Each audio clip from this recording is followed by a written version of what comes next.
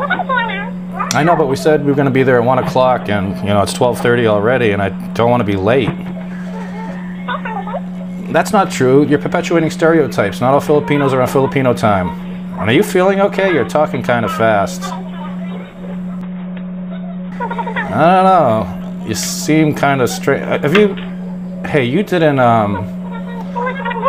Oh, we talked about this when Starbucks is not good for you.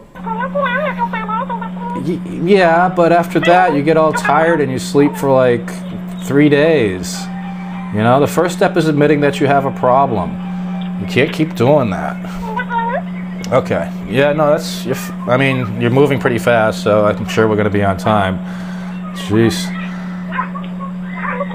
Alright, a little bit of eyeliner. And I got to get you a mirror, because I'm tired of holding up the phone so you can see what you're doing. Okay. Yep. Lipstick. You got to slow down. I can't understand what you're saying. It's really weird. Yep, you look great. Okay, we gotta go. Come on. Yan, face na. Mm-hmm. Diba, pag ganun. Okay, we gotta go.